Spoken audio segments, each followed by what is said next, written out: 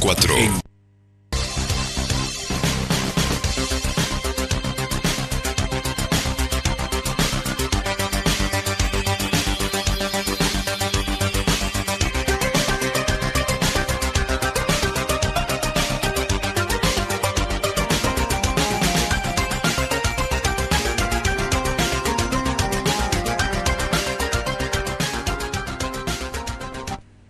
Muy buenas noches, bienvenidos a una nueva emisión de Aquí Ahora Actualidad de este día miércoles 20 de noviembre. Hoy con un programa que lo hemos venido promocionando en la convicción de que vamos a abordar dos temas y con dos interlocutores que les van a resultar interesantes, ¿sí?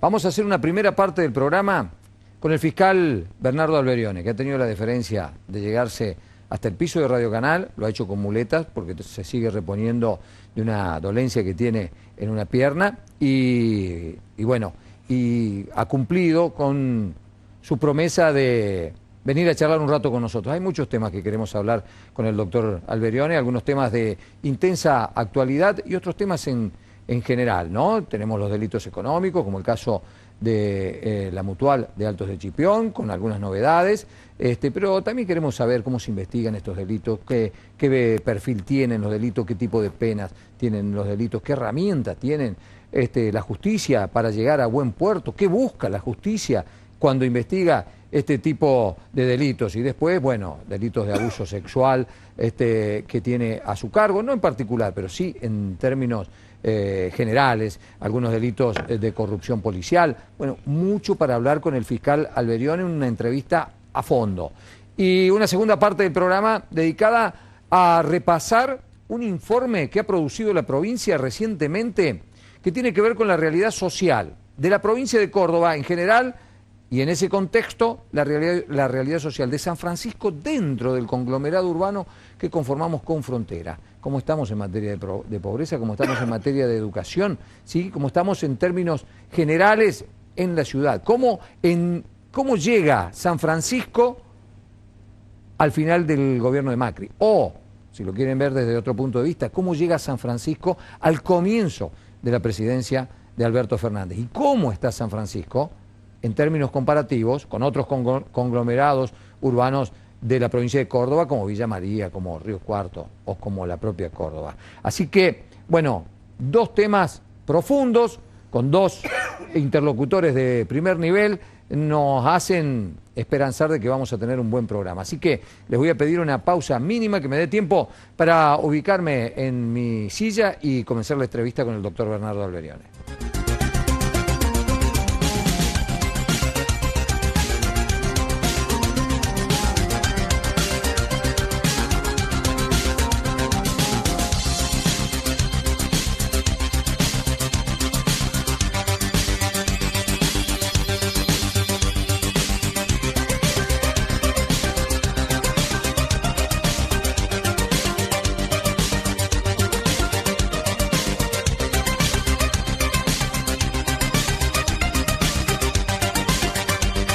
Bueno, ya está hecha la presentación del tema, solo nos resta saludar y agradecer, porque lo decíamos en la presentación, con muletas, una escalera bastante interesante la que tenemos aquí en Radio Canal, y bueno, está aquí con nosotros el doctor Bernardo Alberione, fiscal de Asuntos Complejos de la ciudad de San Francisco. Doctor Bernardo Alberione, bueno, muchas gracias por aceptar el convite y por llegarte, aunque todavía no estás completamente repuesto de tu lesión. No, es un proceso largo, el tendón de Aquiles es complicada la rehabilitación, así que, pero bueno, en el buen camino ya. Venía por el buen camino, doctor, hasta que tuvo un caso en Miramar donde se metió en un campo con las muletas y ahí tuvo un retroceso, ¿no? Y cuando no paramos algo nos hace parar, así.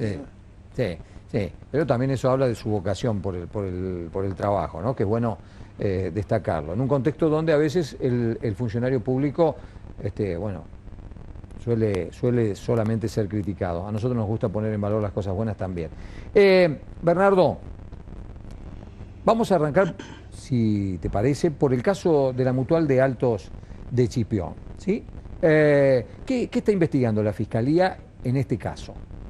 A ver, este es un hecho de mucha trascendencia que es puesta en conocimiento de la Fiscalía por gente de la Mutual, que da cuenta de operaciones que se habrían estado llevando a cabo y que vinculaban a el entonces gerente de la Mutual, que se había dado la fuga y no estaba en la localidad de Alto de Chipión. Y a partir de ahí empezamos a investigar y bueno, por suerte estamos muy avanzados y ya en etapas de tomar declaraciones indagatorias. ¿Qué tipo delictivo es el que le está dando encuadre, le está dando marco a la investigación? A ver, nosotros investigamos un hecho que luego el encuadre dependerá de la prueba que vayamos recolectando. Bien. Estamos hablando de una maniobra defraudatoria. Ahí está. La calidad, la cualidad y la cantidad que esta maniobra haya implicado es producto de una investigación que en ese aspecto todavía está incipiente. Y Bernardo, ¿y los delitos de defraudación? ¿Cuáles son los tipos delictivos? ¿Uno es la estafa? Hay distintos, a ver... ¿Qué calificaciones pueden caber, no, en este caso o en cualquier otro delito donde haya defraudación? Las defraudaciones son, digamos, aprovechamientos que tiene una persona que está en un grado de preponderancia sobre otra, utiliza para beneficio propio. Hay muchos tipos de defraudaciones, pero de momento, y esto es muy importante tenerlo en cuenta, la Fiscalía investiga un hecho, que es este faltante de dinero que hay en la Mutual de Alto de Chipión. A partir de ahí, cómo este dinero faltante desapareció, dónde fue y qué ocurrió con él, es el motivo de la investigación ahora. Bien. A posteriori de eso, y luego de reunir los elementos para ver cómo ocurrió el hecho en sí, vamos a empezar el tema de las calificaciones legales. Pero el cometido de la Fiscalía no es investigar una calificación legal, sino investigar un hecho. Bien, está claro. Un par de cosas que en lo personal me llamaron la atención. No es tan habitual que en el transcurso del desarrollo de la investigación de estos delitos defraudatorios haya detenciones masivas como el caso de la familia Gorgerino. ¿Cuál fue el desencadenante que llevó a la Fiscalía a ordenar la detención de esta familia completa? Bueno, evidentemente el trabajo de investigación fue arrojando certezas sobre algunos procederes que hicieron necesario la toma de la medida de la detención de este, digamos, coincide grupo familiar claro, con grupo empresario, pero en realidad estamos hablando de personas que estaban manejando varias empresas de un grupo que es la familia Gorgerino de Alto de Chipión.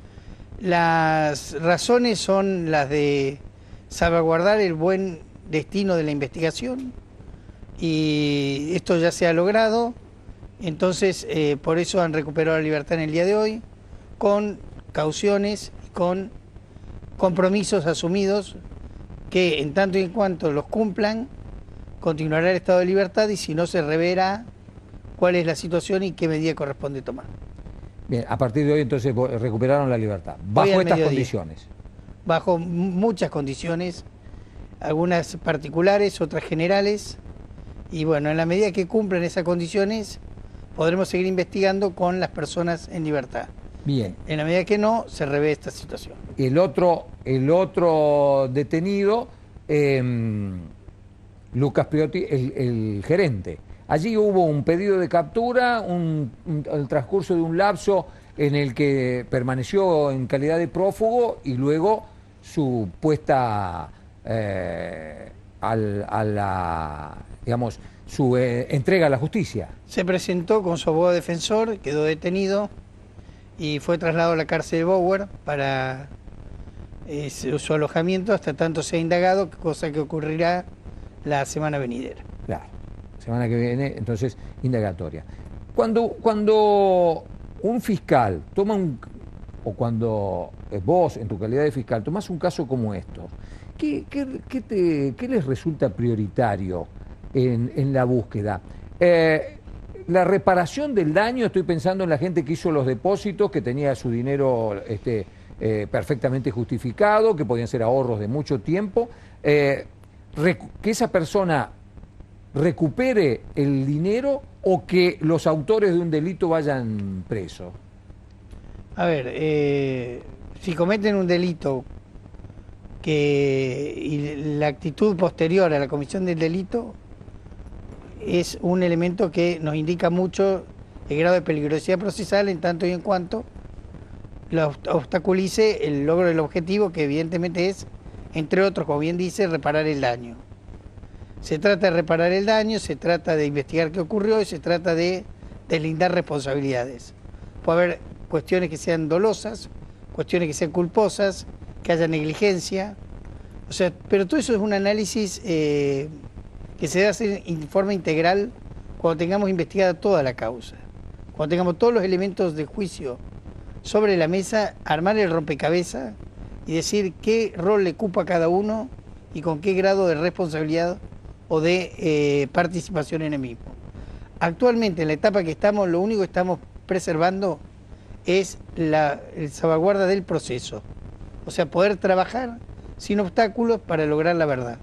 En la medida que se pongan obstáculos, en la medida que el sistema reacciona, salvaguardando, digamos, deteniendo, tomando la medida cautelar que corresponda a la persona que esté obstaculizando la investigación. ¿Ves alguna posibilidad de que en este caso la Mutual o consecuentemente los depositantes de buena fe en la Mutual pueden tener alguna esperanza de recuperar su patrimonio? Es siempre uno de los objetivos, o sea, tratar de minimizar el daño y de recuperar lo que se haya distraído en forma ilegítima, digamos. Claro. Pero es un proceso que lleva tiempo, son causas complejas. No nos olvidemos que en todo lo que es manejo de dinero, normalmente lo que está documentado no se responde a la verdad y lo que es la verdad no está documentada. Entonces hay que distinguir de cruzamiento de información, cruzamiento de datos, cruzamiento de investigaciones, es lo que nos va a arrojar luego un resultado como para poder dar digamos, un veredicto o una opinión fundada como la que tenemos que dar respecto a qué habría ocurrido y quiénes son los responsables. ¿Tiene la justicia de San Francisco, digamos, el recurso humano suficientemente capacitado para el abordaje de causas tan complejas, donde hay tantos peritajes y tantos datos cruzados, y como vos decís, donde la verdad a veces no es la que está en los papeles y lo que está en los papeles no es la verdad? ¿Sentís que tenés las herramientas necesarias? Son suficientes, o sea, no se deja de tener alguna complicación, pero, a ver, lo óptimo es enemigo de lo posible, ¿no? Claro. Pero podemos hacerlo y de hecho lo estamos haciendo. Y de hecho, sí, de hecho lo está haciendo porque la causa está teniendo un movimiento avances, importante, sí, un movimiento importante. ¿Cuánto puede demorar una causa como esta en llegar a una instancia de definición judicial? Absolutamente incierto. Incierto. Eso no depende se de muchos factores que ninguna de las partes puede saberlo hasta tanto veamos cómo se va develando esta trama y, bueno, evidentemente uno trata de cortar los tiempos, pero son totalmente inciertos. Bien, muy bien. Entonces, novedades en la actualidad, libertad para la familia Gorgerino desde hoy al mediodía, bajo una cantidad de condiciones y con una caución en términos económicos importante. Y en Bower, Lucas Priotti, indagatoria la semana que viene, y luego ahí ustedes tienen un tiempo para definir su situación procesal. La de la familia Gorgerino ya fue resuelta. Claro.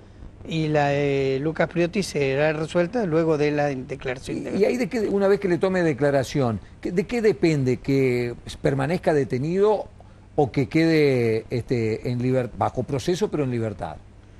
De las pruebas que tengamos, de lo que diga en su declaración indagatoria, de la actitud que tome y de la evaluación de muchos elementos que en forma conjunta nos van a decir si existe peligrosidad procesal o no, a efectos de continuar detenido, o si esta peligrosidad procesal desapareció o queda reducida. Depende de muchos factores.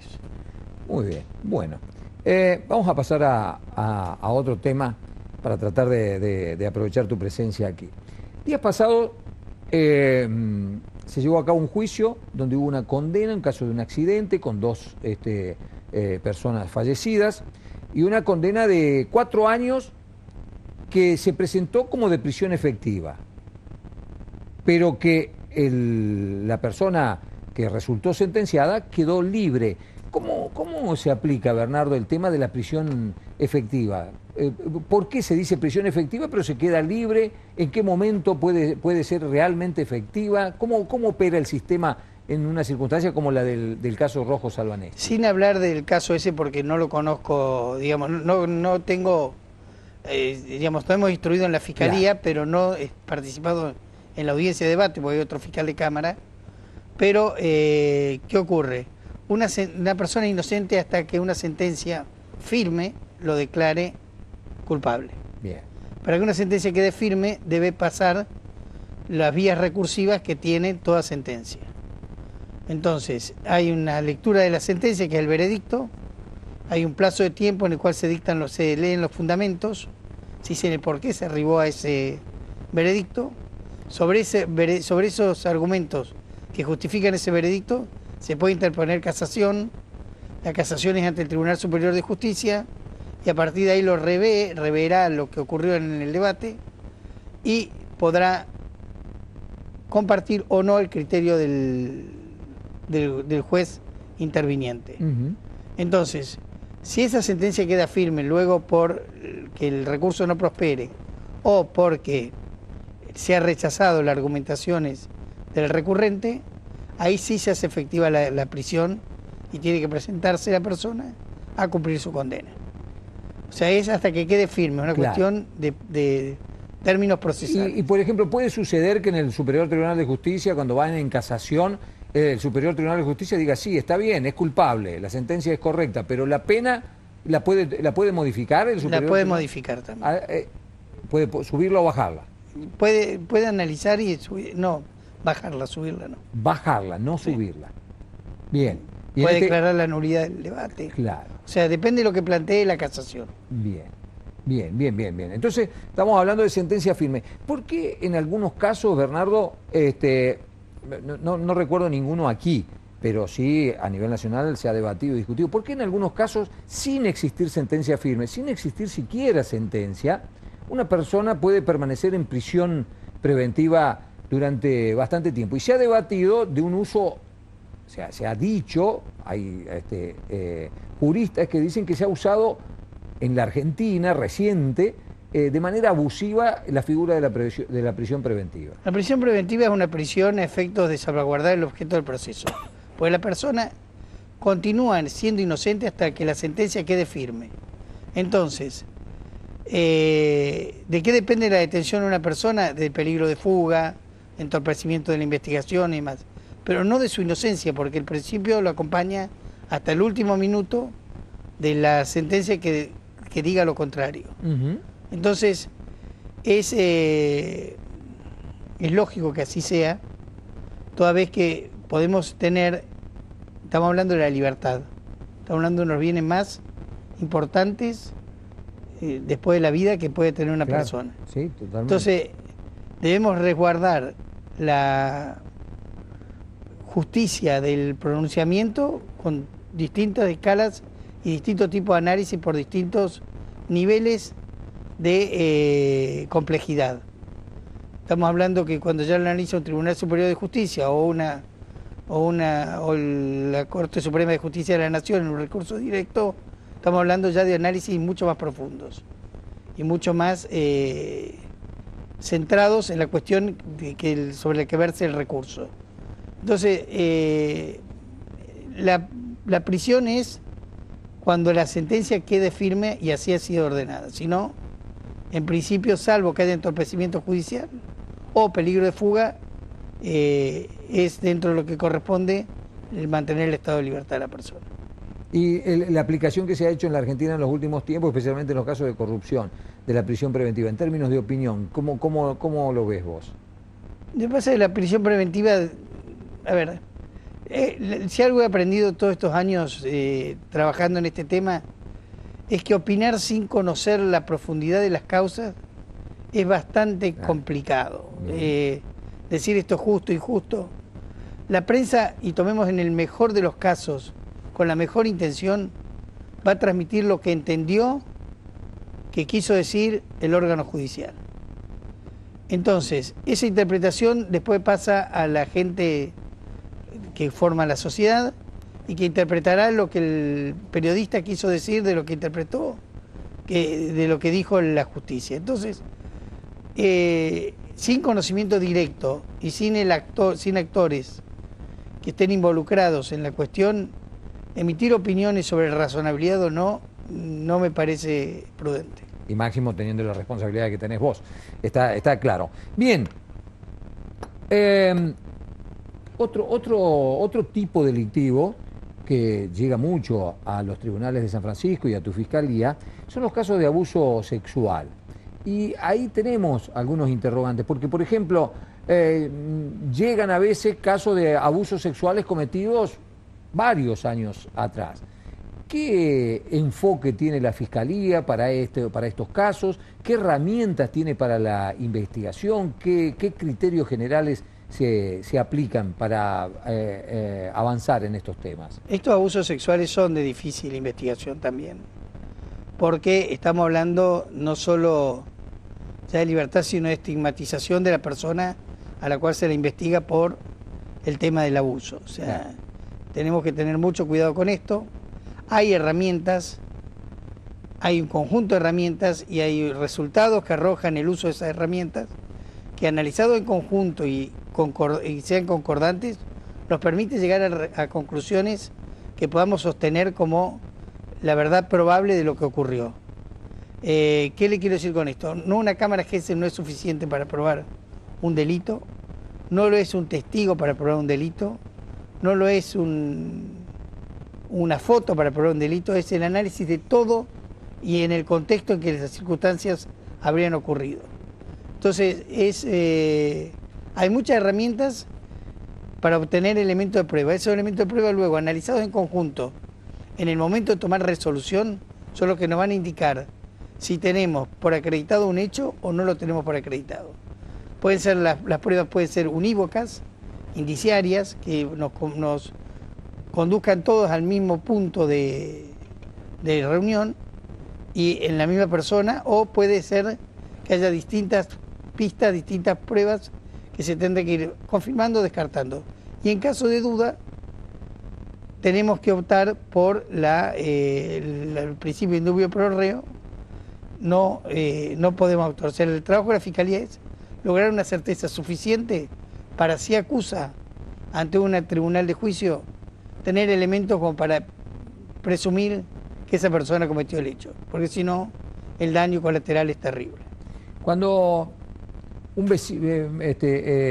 cuando alguno de nosotros, miembros de la sociedad, tomamos conocimiento de un caso de abuso sexual, donde, bueno, somos vecinos, escuchamos, vemos, tenemos la fuerte sospecha de que está ocurriendo un abuso sexual y hacemos la denuncia, ¿esa denuncia es tomada en cuenta o cae en saco roto? No, es tomada en cuenta, y siempre trato de transmitir esto, que la seguridad es cuestión de todos, no es de la justicia.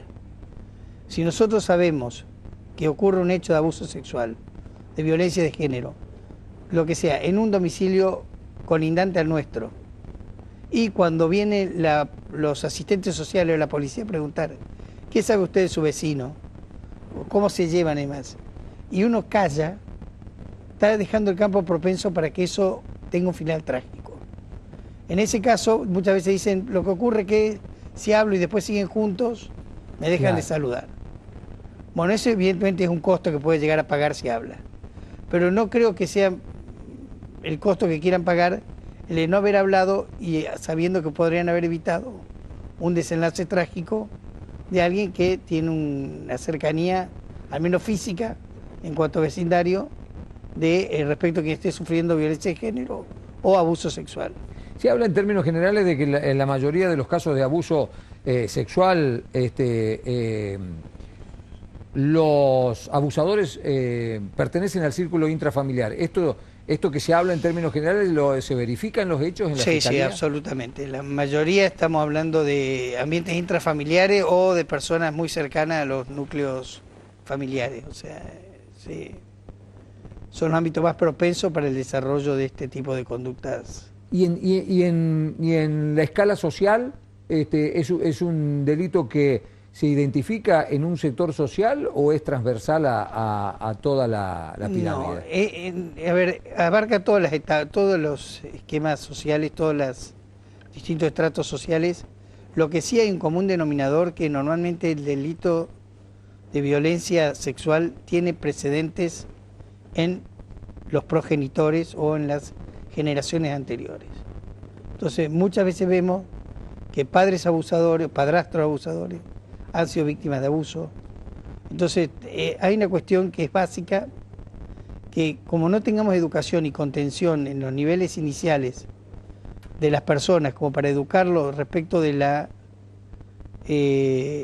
los derechos que tiene, de que nadie puede usar el cuerpo de otro contra la voluntad de esta persona, como no tengamos educación, muy difícil podamos revertir los índices de abuso sexual y de violencia de género, porque normalmente se ve como normal, habitualmente se ve como normal la violencia porque la han vivido, no es algo que llame la atención. Claro. Entonces es muy importante tomar estos temas desde el inicio, porque si atacamos únicamente el resultado, ya tenemos una persona muerta o un menor abusado. Claro. Ya el daño está causado. Que esta persona esté presa o no, nadie quita el daño. Claro. Entonces, la persona muerta ya no es reparable. Entonces lo que tenemos que tratar es generar, pero ¿dónde se genera esta situación traumática y de violencia?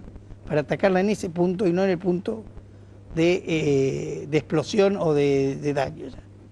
Un pequeño repaso de algunos temas que tenés en trámite en la Fiscalía. Hay un caso que ha tenido mucha repercusión y es impactante porque las personas investigadas son policías. El caso de los vales de combustible, ¿en qué situación está esa causa?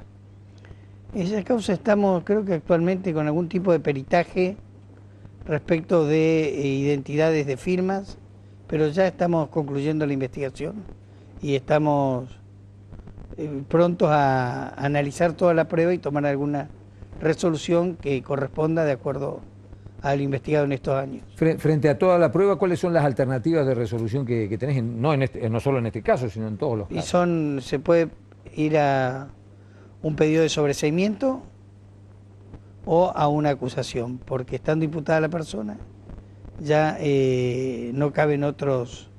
¿Son las dos? Sí, en algún momento se puede poner una falta de mérito, pero es transitoria, luego hay que pronunciarse por el sobreseimiento o por la acusación.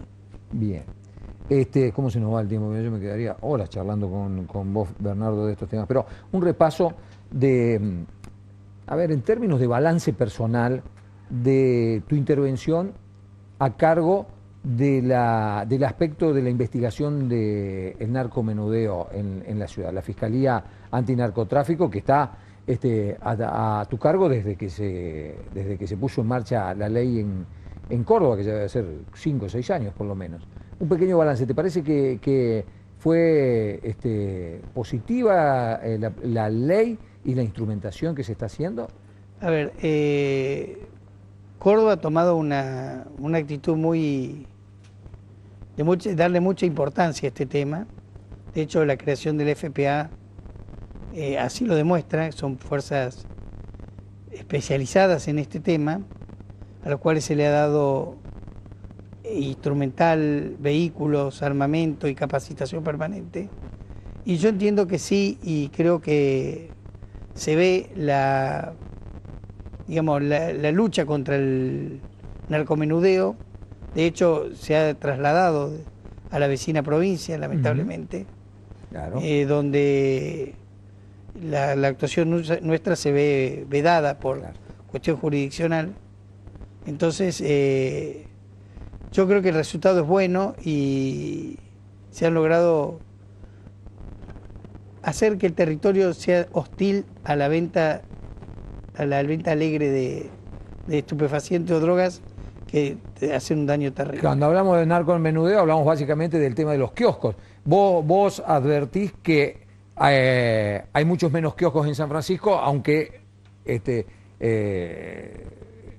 no estén en San Francisco no quiere decir que no estén operando, porque pueden estar en frontera. A ver, esto es humanamente un conglomerado, Sí. que son dos ciudades con autoridades distintas, más, pero humanamente el conglomerado es uno solo. O sea que si esté de allá o si esté de acá, es una cuestión netamente de alcance de la justicia y Claro. de capacidad de actuación. Pero el conglomerado humano es uno. Es tal cual, coincido completamente. San Francisco viene experimentando un aumento en las fuerzas de seguridad que operan en la ciudad, ¿no es cierto? Hay un poco más de policía en la departamental San Justo, está la FPA, llegó el éter por parte de la policía provincial, todo esto, está la policía federal, está Gendarmería. ¿Es directamente proporcional una mayor cantidad de agentes de seguridad con una mayor seguridad? En la medida que esto sea organizado, sí, pero no es fácil organizar fuerzas tan dispares con ámbitos de actuaciones muchas veces cercanos, como es, por ejemplo, el tema de la droga. Entonces, claro, es difícil, no siempre mayor cantidad es mejor calidad. Uh-huh. Digamos, teniendo cantidad se puede lograr mejor calidad, pero es un trabajo de ensamble que evidentemente no es una tarea simple. Pero al menos tenemos las herramientas como para augurar un mejor desarrollo de la faz de seguridad. En el caso de las investigaciones sobre narcomenudeo que llevas adelante en la Fiscalía, ¿tenés algún nivel de comunicación, por ejemplo, con el doctor Montesi, que es el fiscal federal, por las dudas está investigando el mismo caso? O si cobra magnitud la investigación que está llevando adelante la Fiscalía Antinarcotráfico Provincial, ¿eso después puede pasar a la Fiscalía Federal? ¿Cómo se trabaja todo esto? Estamos en contacto permanente con la justicia federal tratando de lograr una armonización de las fuerzas y de las investigaciones, pero es una tarea que lleva tiempo también y bueno, estamos en eso, pero hay comunicación bien y es permanente. La última, Bernardo, pero por una cuestión de tiempo, nos han quedado temas ahí para charlar, pero bueno, no faltará oportunidad. Tenés un contacto con el delito, bueno, cotidiano. Esto es una opinión que te pido si la tenés. ¿Ves un vínculo directo entre pobreza y delito? ¿O hay un componente cultural también ahí en el delito que no tiene un vínculo directo con la pobreza? ¿Cómo analizás ese tema? A ver, depende mucho del tipo de delictivo que estemos hablando. A ver. Hay delitos que son directamente proporcionales a la pobreza o a la falta de trabajo y otros delitos que no son, que son directamente proporcionales a la falta de educación. Cuando hablamos de delitos de índole sexual, estamos hablando de una falencia en la educación y en el sistema. Uh-huh. Cuando hablamos de otro tipo de delito, como es el arrebato, como es el robo simple, demás, estamos hablando también de educación, pero estamos hablando de pobreza y a veces de consumismo o sociedades que imponen para poder pertenecer o estar de una determinada manera y que llevan a muchos jóvenes principalmente, porque los que cometen delitos de este tipo contra la propiedad, altísimo porcentaje son gente joven o muy joven, está directamente relacionado también con falta de oportunidades laborales. En la medida que la construcción, que las autopistas, que toman un caudal importante de gente que con mano de obra para trabajar, se tranquiliza mucho la situación. En la medida que todo esté parado, además, es como más propenso a pasar la barrera de lo ilegal y tratar de conseguir lo que no consiguen de un medio, de una manera, conseguirlo de otra. ¿Y el tema de la droga, del consumo de droga, cómo impacta también en la actividad delictiva? El consumo de droga es un tema netamente educacional y Y es realmente el flagelo más grande, porque si hay algo que no deseo hoy a ningún padre es tener un hijo adicto. Porque el tema es terriblemente duro de sobrellevar y difícil de erradicar. O sea, esto es como los yuyos del patio. Uno puede sacar todos los yuyos y está perfecto, se dio vuelta una semana y vuelven a crecer. Y dice, ¿dónde salieron si lo saqué de raíz? Pues uno trata de sacar el yuyo de raíz cuando llueve y qué sé yo, bueno, pero vuelven a crecer y es una lucha sin fin, pero directamente vinculado para mí con el tema educacional, el tema de la droga. Bueno, Bernardo, muchísimas gracias, ha sido muy amable. Un gusto tenerte aquí. Y nosotros, después de esta charla intensa, interesante, vamos a buscar una pausa. Cuando volvamos, un tema que rozamos recién aquí, el de la pobreza, el de la situación social de San Francisco en el contexto de la provincia de Córdoba, un estudio realizado por el gobierno provincial con financiamiento y con aportes de la OCDE, así que es un trabajo bien serio que nos va a ayudar a entender el licenciado Jorge Borgognoni. Al regreso de la pausa.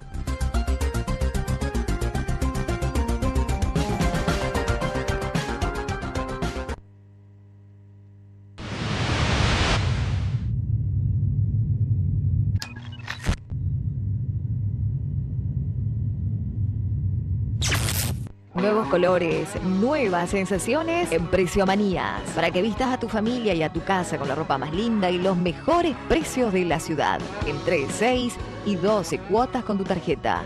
Precio Manías, Garibaldi 1239. Seguinos en redes y entérate de todo. Vulcano, equipos y accesorios para lubricación, equipamiento especializado para el mantenimiento automotor, ideales para estaciones de servicio, concesionarios de vehículos y lubricentros. Además, una línea exclusiva de productos para el agro. Vulcano, desde hace más de 30 años, apostando a la industria de San Francisco. www.vulcanolubricación.com.ar. Media Cuadra, recepciones para una noche única, diseños exclusivos.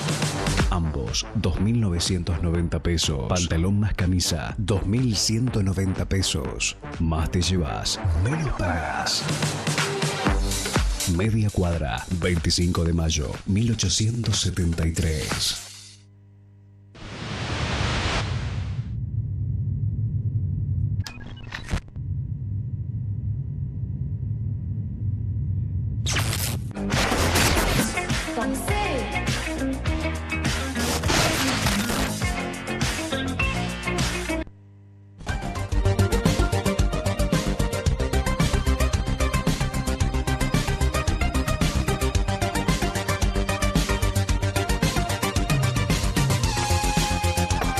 Bien, el tema está presentado, nuestro invitado está presentado, es un amigo de la casa, nos ayuda a analizar actualidad de manera constante. Así que un gusto saludarte, Jorge, y bueno, un agradecimiento, por supuesto. No, por favor, la verdad que para mí siempre es un placer poder acompañar y ayudar en estos temas y sobre todo que son muy técnicos siempre a la luz de cualquier vecino. Claro, y de pronto nos ponen delante del informe completo y bueno, la verdad que uno no sabe por dónde agarrar. Es necesario alguien que haga el trabajo de sintetizar un poquito y poder hacernos comprender. Lo primero, ¿de qué se trata este trabajo que se publicó recientemente? Antes que nada, antes de hablar concretamente de la encuesta de bienestar, que es, digamos, la encuesta de bienestar es uno de los tantos indicadores que lleva adelante la Dirección de Estadística y Censo del Gobierno de la provincia. Encuesta de bienestar. La encuesta de bienestar.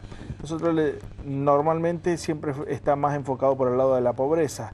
En el caso del Gobierno de la provincia no se trabajó a partir de la pobreza, porque siempre cuando hablamos de pobreza hablamos de carencia de algo, sea por los ingresos o por el gasto, claro, por cualquiera de las dos formas, pero siempre es carencia de algo, o por acceso a, o porque no se le llega a tener digamos, ¿no? Se tiene, pero hasta ahí.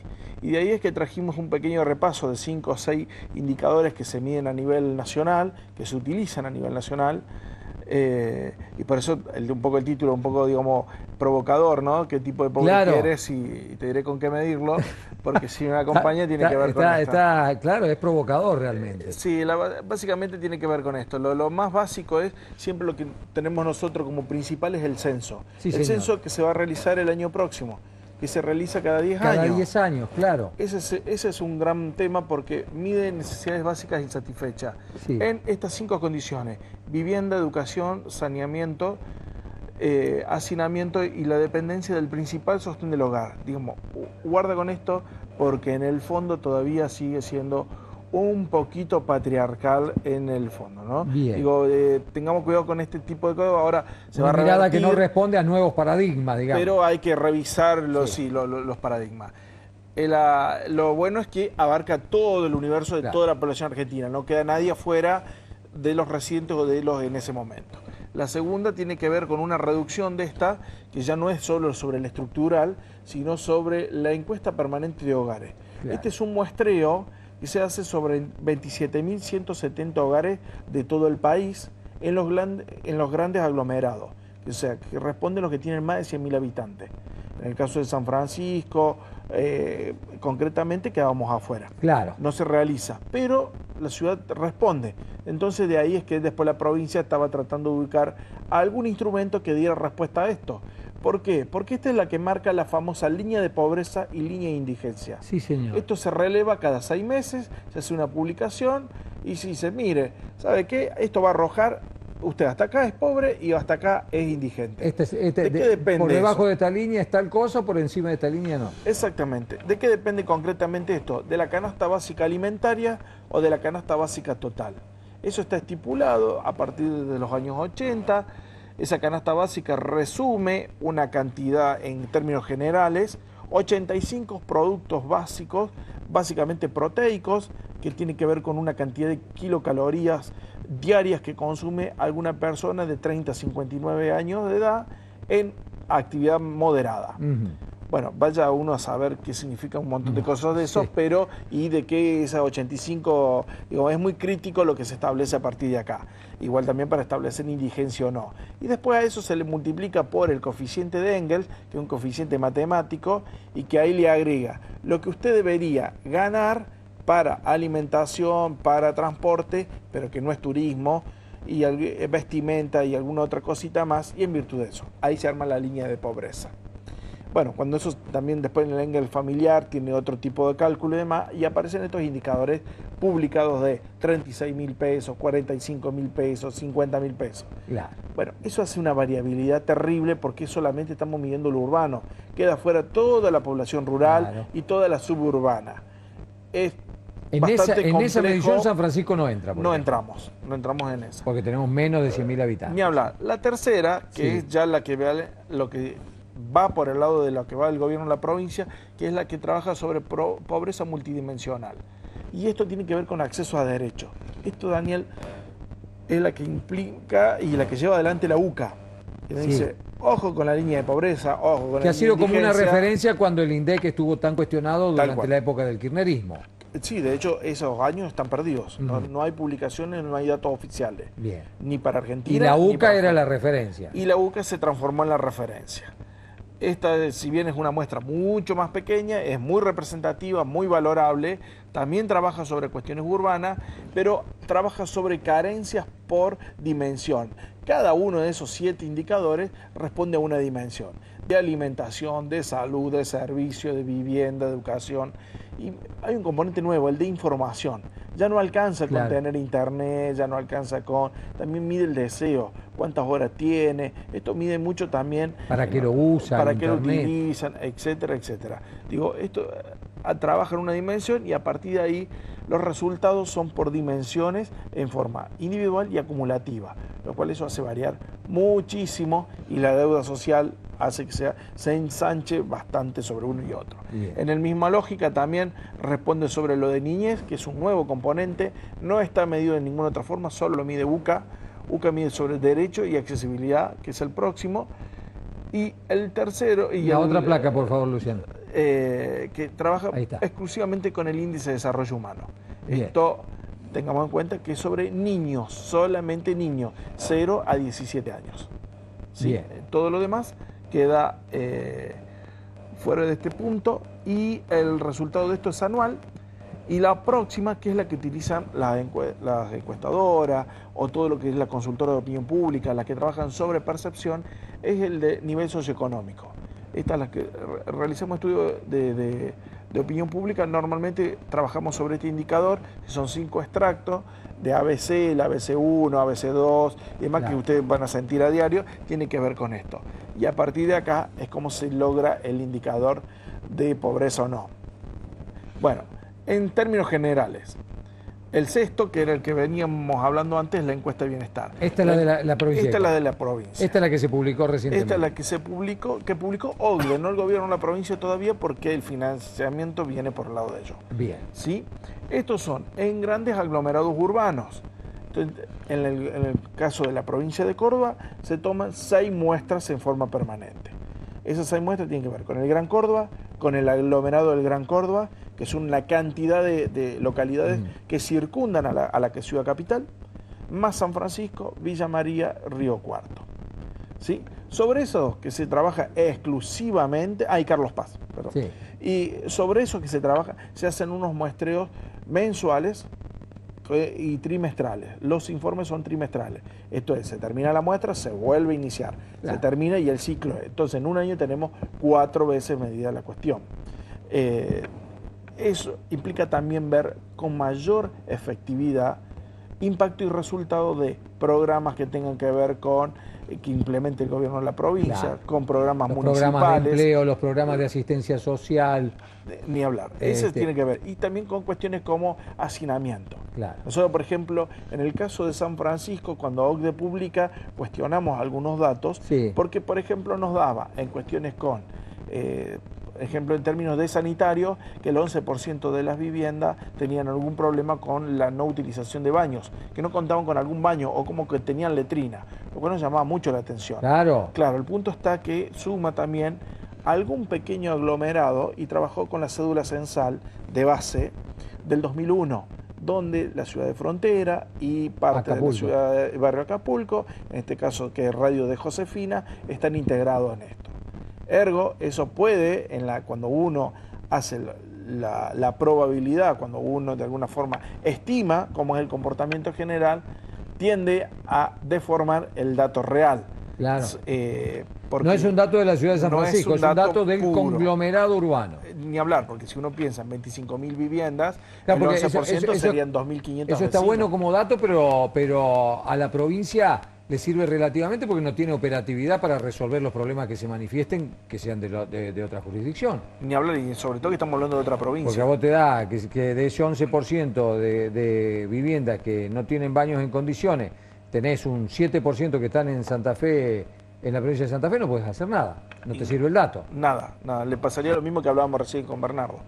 Todo lo que tenga que ver con algún flagelo, con alguna necesidad social, queda fuera notablemente. Bien. En ese punto también nos aparecen indicadores muy, digamos, una especie de favorables por encima de la media. A ver. Como por ejemplo, todo lo que ¿En dónde estamos bien? Estamos bien en el tema educacional, en la inserción laboral de los educandos, esto es, aquel que esté en PEA, que esté en población económicamente activa, que se haya formado, que se haya educado y que esté incorporado al mercado laboral.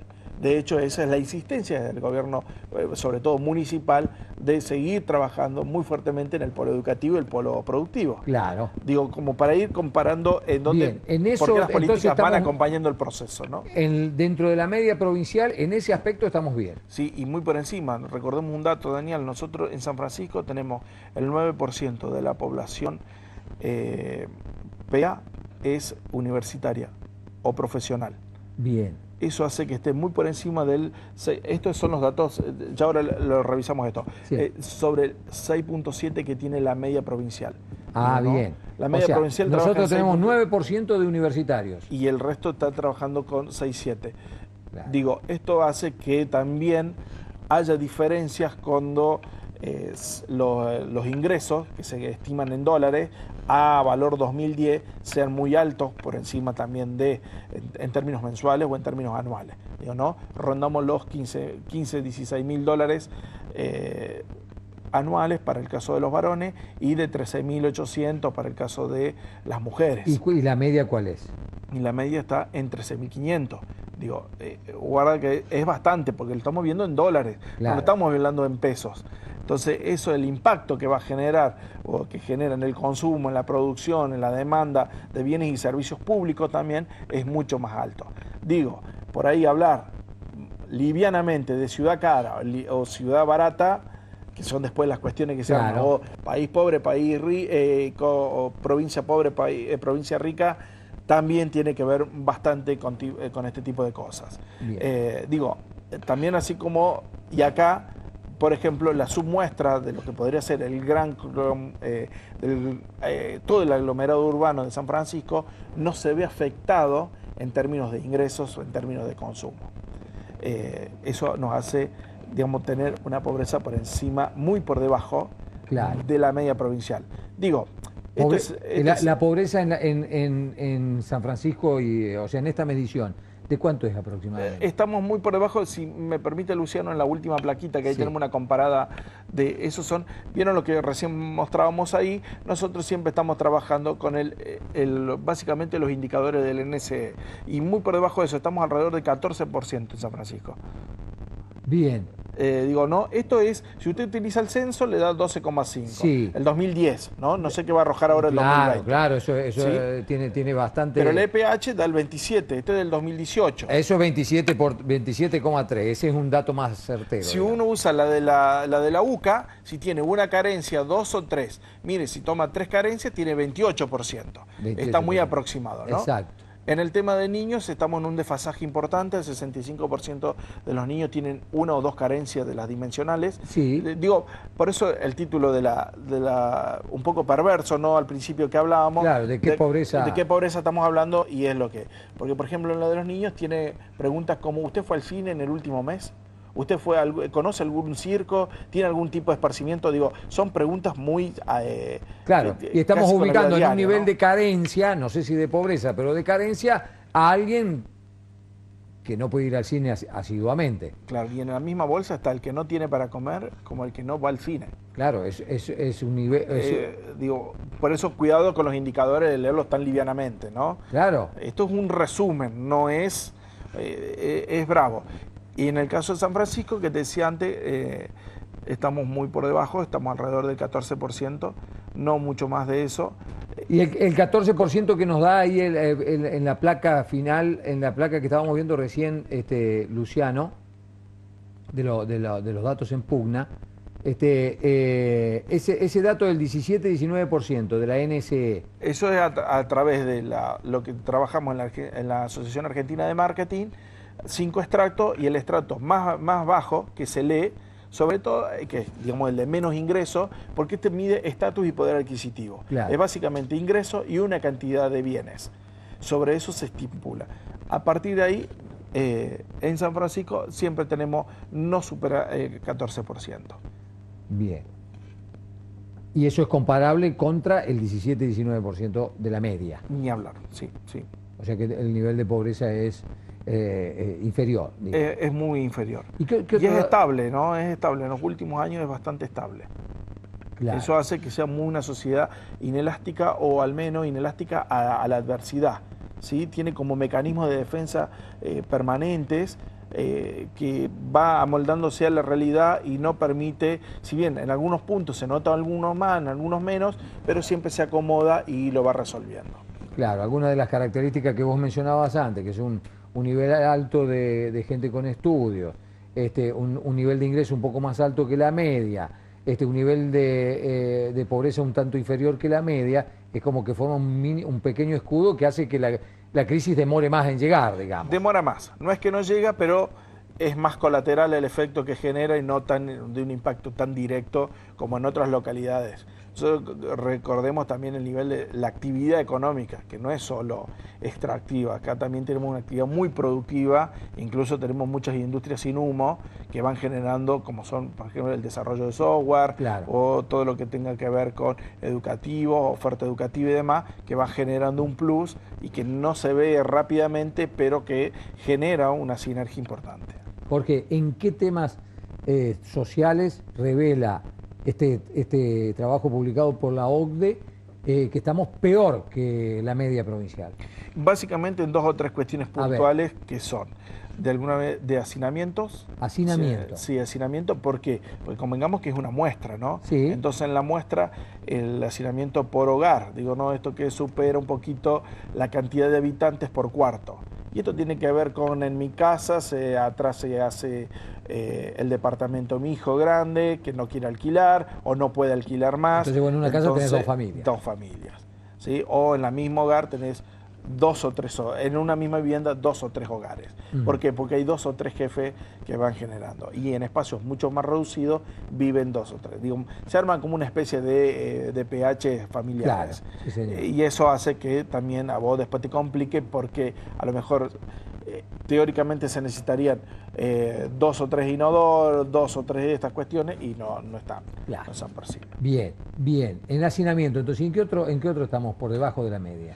No, básicamente en eso. Ese es el gran defecto que hoy estamos llegando a encontrar respecto a otro. Y después el tema de materia de seguridad, que desde el municipio se ha trabajado fuertemente, pero porque me parece que ahí hay una cuestión que no está muy claro, porque habla, por ejemplo, de una tasa de homicidio del 10% sobre cada 100.000 habitantes. Sí. Lo cual eso nos hace mucho ruido, porque en San Francisco no hubo ni denuncia de homicidios ni nada de esto. Me parece que ahí hay un dato que no es muy fiable de llevarse a cabo. Digo, ese es un dato objetivo, ¿no? Excede a la encuesta propiamente dicho. Claro, porque aquí,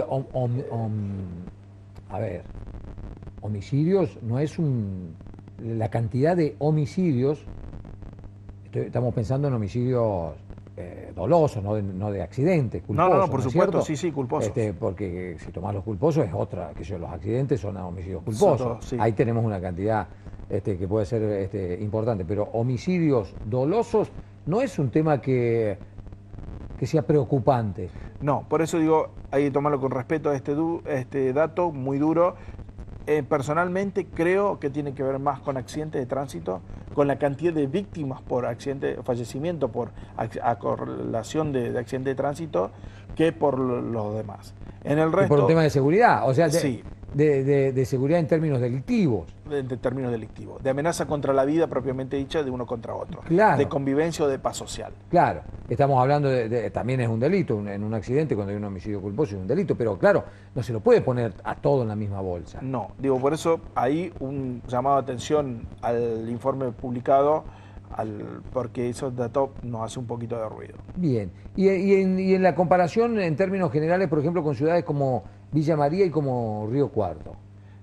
Sí, ahí, bueno, justamente ahí estamos casi como par, digamos, Villa María está un poquito mejor en este tipo de cosas, trabajan en 7, 8 puntos, y Río Cuarto sí, también está en 6 y casi 7, 6.9 decía. Entonces, a ver, hay una cuestión, en el compararnos, también hay que tener una cuestión, ¿no? Nosotros no tenemos la cantidad de habitantes que tienen este aglomerado, ¿no? Por ahí eso guarda con las estimaciones, porque también podemos hacer algún ruido, ¿no? En ese punto nos llamó un poco bastante la atención el término en materia de seguridad, porque se pone dentro de todo seguridad este indicador. Este indicador que tiene que ver más con el tránsito que con otra cosa. Tenemos que cerrar, ya me quedaría charlando también, pero ¿hay alguna otra cosa que te parezca que hay que destacar de este informe? No, esos son los 5 componentes, sí, digo. Después lo que sí está bueno, que nosotros no se encuentran grandes cuestiones que tengan que ver con responder sobre todo a alimentación o a necesidades básicas insatisfechas. Esa tasa es muy baja por debajo de la línea media provincial en términos generales del aglomerado de San Francisco por respecto de las otras, ¿no? En ese punto es bastante y es muy notorio, muy notorio. Sí. Muy bien. Jorge, hasta aquí llegamos. Gracias, como siempre, por tu predisposición. Muy interesante el análisis comparativo que nos hiciste de distintas encuestas y específicamente de esta encuesta de bienestar. Nosotros hasta aquí llegamos. Esperamos que las expectativas que le generamos con el programa hayan sido satisfechas. Nosotros creemos que sí. La propuesta, reencontrarnos el próximo miércoles en otro Aquí Ahora Actualidad.